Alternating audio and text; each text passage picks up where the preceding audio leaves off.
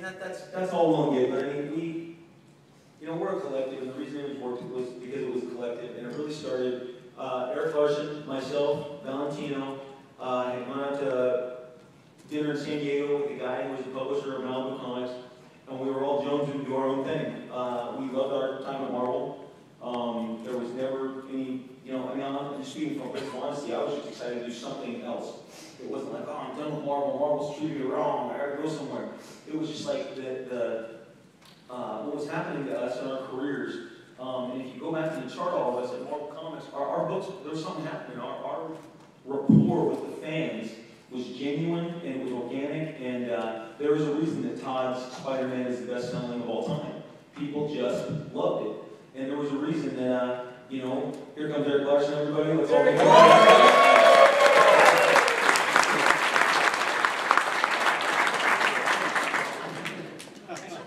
But most important is Todd was on a sabbatical. Todd had just had his first.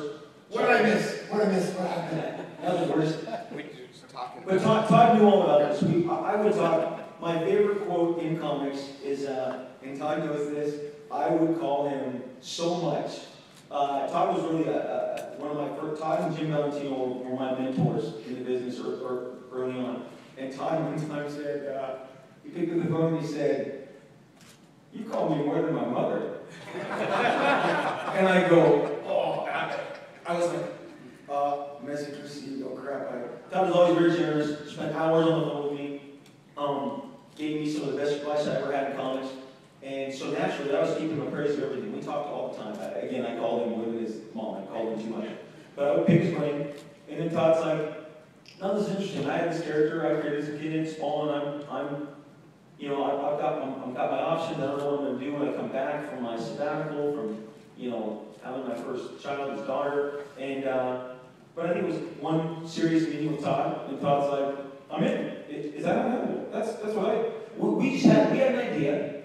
I wanted to go. I had solicited a full-page ad in the Comics Buyer's Guide, for people who remember that, for a book called The Executioners, which looked a lot like X-Force. But I owned them. And Marvel called me up and said, "We will sue you into the ground if you do The Executioners." And I was like, oh, okay, so that's not a great idea. They woke me up at 6:30 in the morning, 9:30. They had the lawyers on the phone. And that was in good standing with Marvel, but not, I mean, they were like 22? Yeah. Boy, was he pissed off. And so then I was like, well, I got to do something else. So I got Young Blood together. But I mean, really, it didn't become my memories of how Image was coming together. Again, Valentino, myself, Larson, were in Todd's team, and then Todd became the greatest recruiter in the history of comic books. And Mark's not here without Todd. And I sat and watched it in a bar in New York City because Jim Lee, Mark Slusher, and I had flown out for an X-Men conference. So this is horrible. We could use their time to New York. I'm sorry, I feel terrible, but we pow out, and Todd went. I mean, he just went at Mark, and Mark was vacillated. Good God, sorry, vacillated. At first he was vacillated. By the time Todd was done with him, he was salivating. No, he was like, and Todd, Mark right there, because Todd, when he goes to work on you, best salesman you're ever gonna be. There's a reason I spent so much time on the phone with Todd. And he closed the deal with Mark right then. And so then it was like, we got everybody. And from there, I mean, the news media just ran with it. So if you guys look at it, I mean, Rob was going to do his thing, and Eric was going to do his thing, and Jim. And all of a sudden, it was like, why are we sort of kind of thinking about doing all these things independently? Why have four things? Why don't we glue them together, and again, try and have some strength in numbers?